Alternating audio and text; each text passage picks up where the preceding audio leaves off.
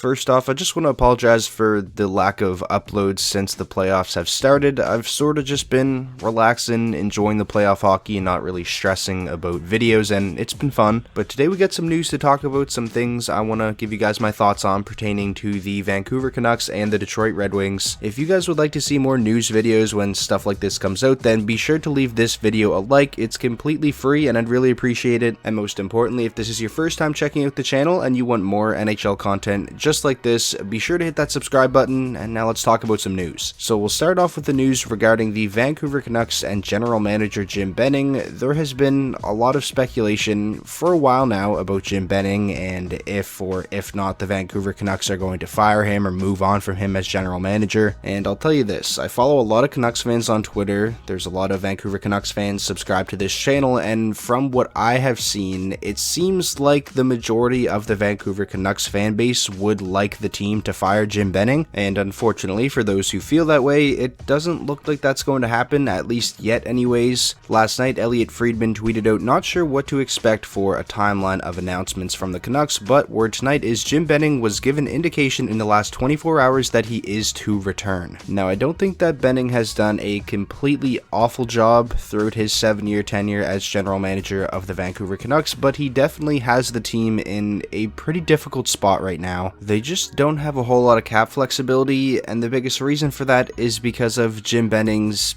not so good free agency signings over the years. Benning has definitely had some good moments at the draft, getting Brock Besser, Elias Pettersson, Quinn Hughes, and even Nils Höglander now you can throw in there. He's made some good trades, most notably the JT Miller trade, a trade that at the time a lot of people criticized, and it wound up being pretty good for Vancouver. But free agency has always been Jim Benning's downfall. Just so many bad signings, so many overpayments. Most notably, I think we can all agree on his worst one being Louis Eriksson, who's obviously still under contract with the team. And then you have Jay Beagle, Antoine Roussel, Tyler Myers. There's just a lot of them. And then we learned not all that long ago when Tyler Toffoli wrote in the Players Tribune, he actually wasn't even given a contract offer from the Vancouver Canucks in the most recent offseason, which when I seen that, it kind of blew my mind a little bit just because Tyler Toffoli openly expressed that he wanted to stay in Vancouver. It looked like a really good fit. Elias Pettersson had said that he wanted Tyler Toffoli to return. And yeah, Jim Benning just didn't offer him a contract. And you can make the argument, well, he didn't have the cap space to do it. For one, that's his own fault, not having the cap space. And for two, I don't even think that's all that valid of an argument because you look at what Tyler Toffoli signed for in Montreal, $4.25 million a season. You're telling me Jim Benning couldn't make that work? If they really wanted Toffoli back, he would have been back, or they would have at least offered him a contract. So that definitely wasn't a good look on Jim Benning when that came out. I'm definitely interested to see what Benning does this offseason in regards to getting Elias Pettersson and Quinn Hughes both signed to contract extensions. Those two are definitely going to command a high price tag, even if it's bridge contracts for the both of them. I think they'll still be relatively expensive, and while the Canucks do have some money coming off the books this offseason, it's not like they have an abundance of cap space and a whole lot of flexibility. In the end, my thoughts on this are probably similar to the thoughts you guys have on this whole situation on Jim Benning most likely coming back as Canucks general manager. I disagree with it. I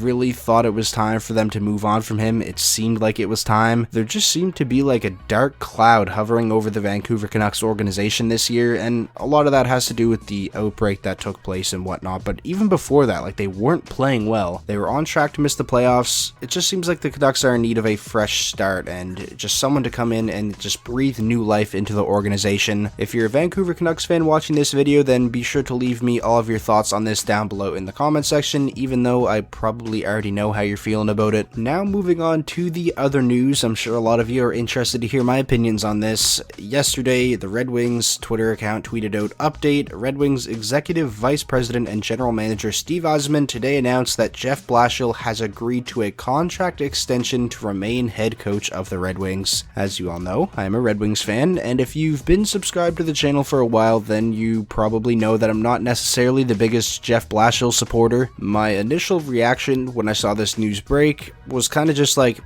okay, and then I just went about my day. I just didn't really have a reaction because this is, in the end, what I expected to happen, just based off of everything that Steve Yzerman was saying about Jeff Blashill, and based off of the fact that the Red Wings did see improvement in the standings this year significantly compared to last season, and also I feel like if the Red Wings were going to move on from Jeff Blashill, that news would have came out immediately after the season, similar to the news coming out about David Quinn in New York and also Rick Tocchet in Arizona. It came out immediately after their seasons were over. So again, in the end, this is ultimately what I expected to happen. Now, we didn't know how long the contract extension was. Most of us, including myself, figured it'd be like a 1-year deal and maybe a team option in the second year or something like that, but we didn't know for sure because Steve Yzerman said yesterday that it's part of his personal policy where he doesn't discuss the length of contracts with his staff members, which, you know, it is what it is. Steve Yzerman likes to keep things under wraps, but things don't necessarily always stay under wraps in the NHL, so Pierre LeBrun actually came out today and said that the contract extension is a 2-year deal, so he was able to dig that up somehow. And yeah, it's looking like Jeff Blashill is going to be the Red Wings coach for the next 2 seasons, and I wouldn't say I'm all that angry about it. I don't think Jeff Blashill is a awful coach. I think I've been a little bit too hard on him in the past. I think he did a good job this season deploying a defensive system that made the Red Wings competitive on most nights. They were a relatively solid 5-on-5 defensive team. Now, it definitely came at the expense of offense, and it was pretty boring hockey to watch, but it made the Red Wings relatively competitive. So like I said, I don't think he's an awful coach, but I just don't think he's the right coach for the Red Wings right now. I don't think he's a good coach for any rebuilding team, really. I'm not really the biggest fan of how he treats younger players, like the whole Evgeny Svechnikov thing this year. He would come into the lineup, and then he'd have a really good game, and the next game he'd be a healthy scratch, and then I feel like it was evident at the end of the season as well. Joe Veleno in the second last game of the year had a really good game, scored his first NHL goal, and then he was a healthy scratch for the final game of the season. And overall, the Red Wings' younger players just haven't really progressed all that well under Jeff Blashill. Dennis Cholowski is a prime example of that. Filip Hronek, he kind of took a step back this year, it seemed. I think Filip Zadina's development is taking longer than expected, and I feel like part of that has to do with the fact that Jeff Blashill was putting out,